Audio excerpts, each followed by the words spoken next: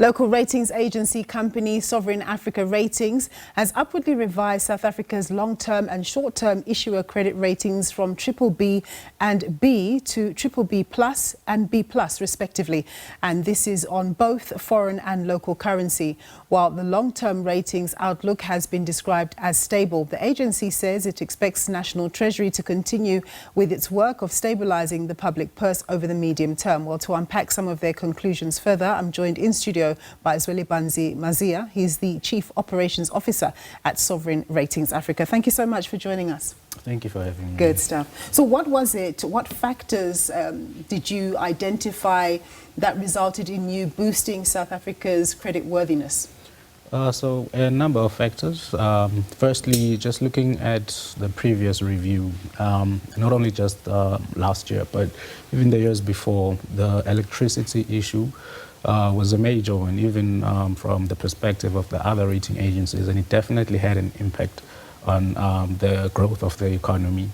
And we've noted that we expect the GDP growth to average 1.8% from 2025 to 2027, which is quite an improvement compared to the previous three-year average of 1.2%. There's also other factors, as you mentioned, the National Treasury is taking that undertaking to stabilize debt.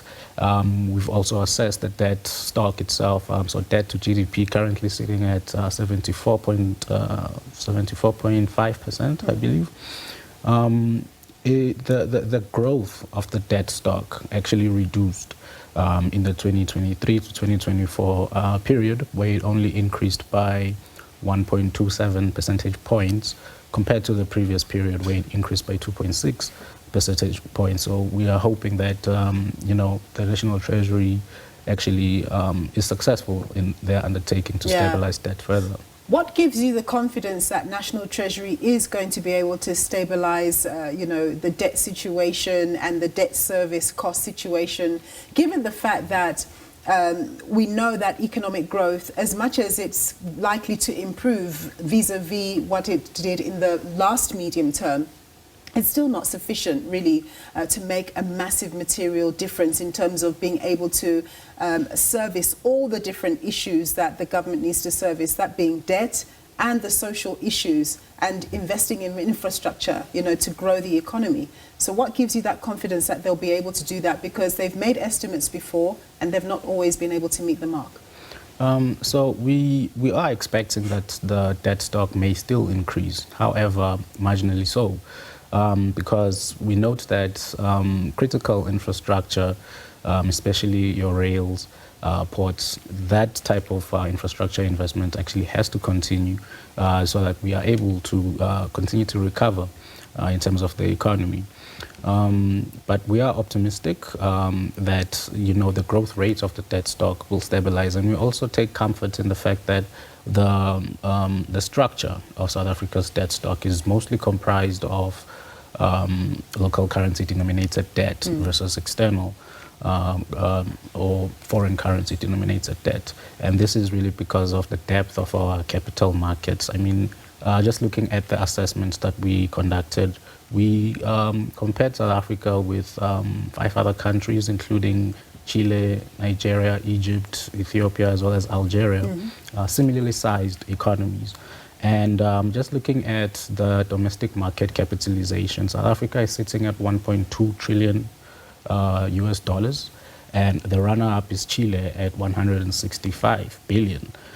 So South Africa has quite a significant... Yeah, that's quite a gap. Yeah. One of the things that you do point out, you look at the issue of minerals.